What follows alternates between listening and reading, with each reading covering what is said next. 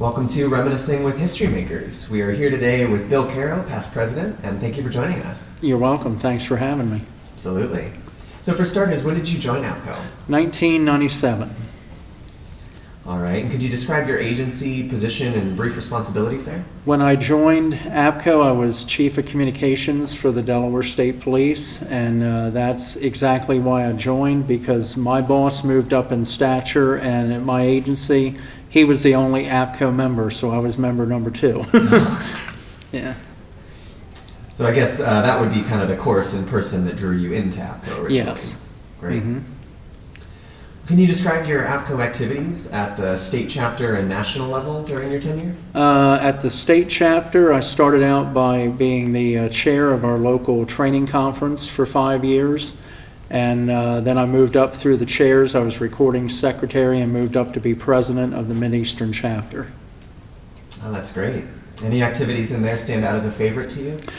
Chairing the conference, because I saw it grow each year for 5 years, and we were fortunate enough to bring in what I would consider good keynote topical speakers, some of the same ones that would be teaching at APCO International. Within 2 months, we would bring them to our conference. So I thought that was beneficial, because there's many people, telecommunicators especially, that wouldn't have the option of going to a national conference. So they could get some of the good quality training that we would all get, but get it at the local level. Absolutely.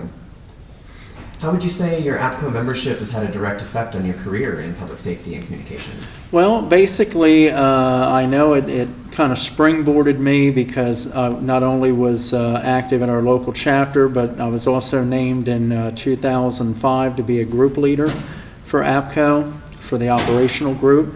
And with that, I was also a facilitator for Project Retain, so I taught around the country.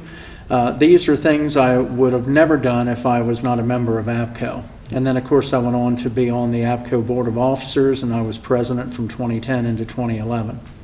So all of those things certainly helped my career and helped me to be able to advocate for public safety, not only at the local level, but nationally and internationally.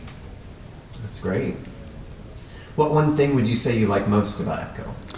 I think one of the main things, it's membership driven, and it's a membership advocate association, and we have grown by leaps and bounds over the last several years. I know it used to be that it was something for us to say that we had 15,000 members, and usually that number was attained at conference. And nowadays we're 25,000 plus, and a lot of that has to do with group membership, and I advocated for that not only when I was president, but before that. And my agency, I was able to go from number 2 APCO member to we had 102 employees. All 102 were APCO members. By comparison, what would you say APCO does better than anyone else? I think APCO by far does training better than anybody, and they have a broad brush approach. It's not just one topical area, say for telecommunicators, but they offer classes online and in person that touch all the scales of the spectrum, from telecommunicator right on up to administrator, supervisor, and technician level. Do you think there's anything APCO needs to do to move forward or stay current in the industry? No, I think that because of our membership base, and especially with those members being actively involved in committees and task forces and working groups, we've got our finger on the pulse, and we try to stay out ahead of the game and try to advocate for public safety in all those different areas. Sure. Well, lastly, is there anything that stands out as a significant personal contribution during your time in office?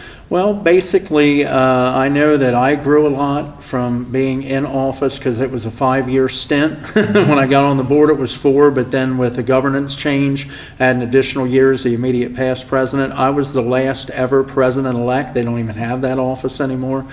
But through that time, I was able to help advocate for what has now become FirstNet. In other words, went to Capitol Hill many times and fought for the spectrum that is now being used to build the FirstNet 700 megahertz system.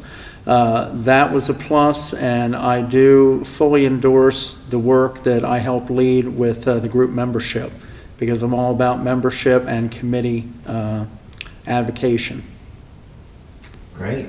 Well, this has been Reminiscing with History Makers. Thank you again for joining us. Thank you.